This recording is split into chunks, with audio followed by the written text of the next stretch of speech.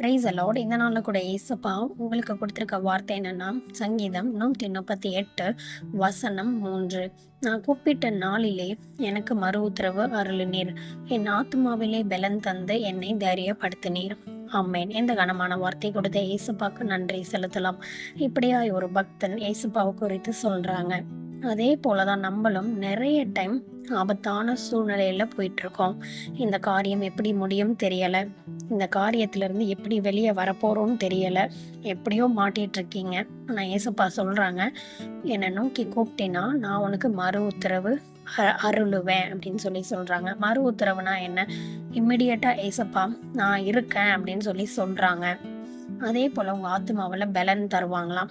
நீங்க போய் உங்க சூழ்நிலைகளை மனிதன்கிட்ட சொல்லும் போது ஜஸ்ட் ஒரு ஆறுதலுக்கு சொல்லலாம், அவ்வளவுதானே தவிர்த்து அவங்க எப்படி உங்களுக்கு பலன் தர முடியும்? அப்படியே சொன்னா கூட அந்த வார்த்தையை அவங்க கீப் அப் பண்ணுவாங்களா?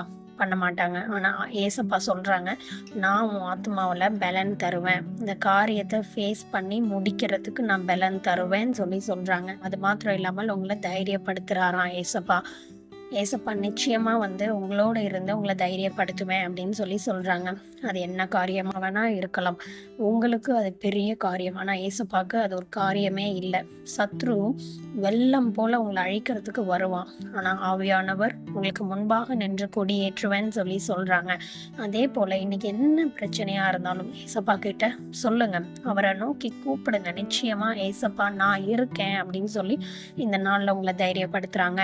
உங்க ஆத்மாவுல பலன் தருவாராம். அந்த தைரியத்தை நிச்சயமா கர்த்தர் தான் தர முடியும் இந்த ப்ராப்ளம்ஸை ஃபேஸ் பண்றதுக்கு. ஏன்னா பிசாசு எப்ப பாரு நம்மள பயமுறுத்திட்டே இருப்பான். இந்த காரியம் இப்படி போய் முடிஞ்சிடும், நீ மாட்டிக்கிட்ட அவ்வளவுதான் அப்படின்னு பயமுறுத்திட்டே இருப்பான். ஆனா நீங்க ஏசப்பாவை நோக்கி கூப்பிடும் போதுதான் நிச்சயமா அந்த பலன் உங்களுக்கு கண்டிப்பா வரும். அவர் உங்களை தைரியப்படுத்துவாரு. நீங்க கடந்து போகிற பாதையில ஏசப்பா உங்களோட தான் இருக்காங்க. நீங்க தைரியமா போங்க. ஏசப்பா அந்த காரியத்தை நிச்சயமா மாத்தி போட வல்லவரா இருக்காங்க. உங்களை பயமுறுத்திட்டு இருக்க எல்லா காரியங்களும் மாறும். ஏசப்பா இந்த நாள்ல உங்களை தைரியப்படுத்துறேன்னு சொல்றாங்க. ஒரு தைரியத்தின் ஆவியை தராங்க, ஒரு பலத்தின் ஆவியை உங்களுக்கு தராங்க. நீங்க அவரை நோக்கி கூப்பிடும் போது நான் இருக்கேன்னு ஏசப்பா உங்களுக்கு சொல்றாங்க. இந்த வார்த்தையை கெட்டியமா பிடிச்சு கொள்ளுங்க. இந்த வார்த்தையை கொடுத்த ஏசப்பாக்கு நன்றி செலுத்தலாம். ஏசப்பா இந்த வார்த்தைக்காக நன்றி அப்பா. இந்த வார்த்தையில நீங்க சொல்லியிருக்கிறபடியே உங்க பிள்ளைங்க உங்களை நோக்கி கூப்பிடும் போது மறு உத்தரவு தருவேன்னு சொன்னீங்க. அவங்க ஆத்மாவில பலன் தருவேன்னு சொல்லியிருக்கீங்க, தைரியப்படுத்துவேன்னு சொல்லியிருக்கீங்க. நீங்க சொன்னதை செய்து முடிக்கிறவர் பொய் உரையா தேவன். நீங்க செய்ததை எல்லார் கண்களும் பார்க்கும்படி செய்யும் ராஜா. தாழ்த்துற வெறுமையாக்குற மீட்பிரேஸ்வின் மூலம் ஜெபிக்கிறேன் நல்ல பிதாவே, ஆமேன். நாளைக்கு இன்னொரு பைபிள் வர்ஸோட உங்க எல்லாரையும் மீட் பண்றேன். God bless you all. Please like, share, subscribe and comment.